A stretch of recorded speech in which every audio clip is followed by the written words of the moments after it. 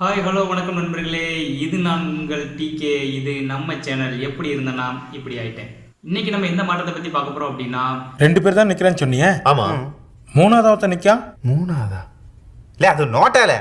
ஒரு தொகுதியில போட்டியிடுற அனைத்து வேட்பாளர்களை விட நோட்டாவானது அதிக வாக்கு பெற்றிருந்துச்சு அப்படின்னா அங்க என்னென்ன மாற்றங்கள் நடக்கும் அப்படின்னு தான் பார்க்க போறோம். வாங்க பார்க்கலாம். நோட்டா வெற்றி பெற்றா என்ன நடக்கணும்னு தெரிஞ்சுக்கிறதுக்கு முன்னாடி நோட்டானா என்ன, அது எப்படி நம்ம இந்திய தேர்தல் ஆணையம் கொண்டு வந்தாங்க அப்படிங்கிற விஷயத்த முதல்ல தெரிஞ்சுக்கலாம். நோட்டா இது ஒரு ஆங்கில வார்த்தை. இந்த நோட்டாக்கு விரிவாக்கம் என்ன அப்படின்னா நன் ஆஃப் தி அபோ, அதாவது மேலே உள்ள யாரும் இல்லை அப்படின்னு அர்த்தம். 2013ஆம் ஆண்டு நம்ம உச்சநீதிமன்றம் நம்ம தேர்தல் ஆணையத்துக்கு ஒரு உத்தரவு விட்டுச்சு.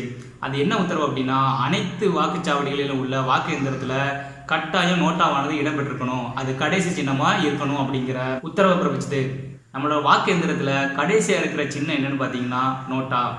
ஒருவேளை உங்க தொகுதியில போட்டியிடுற அனைத்து வேட்பாளர்களோட நோட்டாவானது அதிக வாக்கு பெற்றிருந்துச்சுன்னா என்ன மாற்றம் நடக்கும்? ஒரு மாற்றமும் நடக்காதுங்க. ஆனா மக்கள் எல்லாம் நினைச்சுக்கிட்டு இருக்காங்க, நோட்டாக்கு அதிகமான வாக்கு விழுந்தது அப்படின்னா அந்த தேர்தல் கேன்சல் ஆகி மறு தேர்தல் வைப்பாங்கன்னு நினைச்சிட்டு இருக்காங்க. ஆனா அதுதான் இல்லை. நோட்டாக்கு அடுத்தபடியா எந்த வேட்பாளர் அதிக வாக்கு பெற்றிருக்காங்களோ அவங்க தாங்க வெற்றி பெற்றவர்களா அறிவிப்பாங்க. சார், இதுக்கு பருத்தி மூட்டை பேசாம குடோன்ல இருக்கலாமே.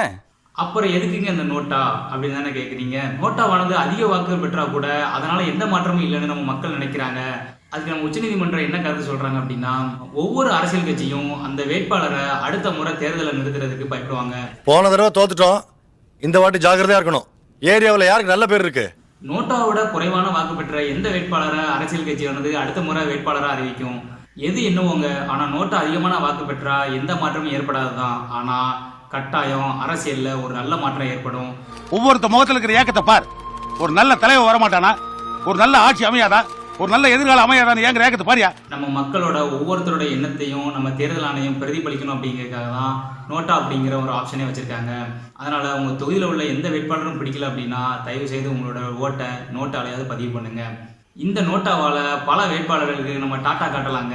எது எப்படி உங்க நோட்டாவால உங்க தொகுதியில் மாற்றம் ஏற்படுதோ இல்லையோ, ஆனா கட்டாயம் வேட்பாளர்கள் மனசுல கட்டாயம் ஒரு மாற்றம் ஏற்படும். மக்களுக்கு பிடித்தமான மனிதர்களா அவங்கள மாத்திக்கிட்டு அடுத்த முறை தேர்தலில் கலங்காங்கிறதுக்கு ரெடி ஆவாங்க. நம்ம சேனல்ல வர வீடியோக்கள் உங்களுக்கு பிடிச்சிருந்தா சப்ஸ்கிரைப் பண்ணுங்க, லைக் பண்ணுங்க, கமெண்ட் பண்ணுங்க, மேலும் உங்க நண்பர்களுக்கு ஷேர் பண்ணுங்க.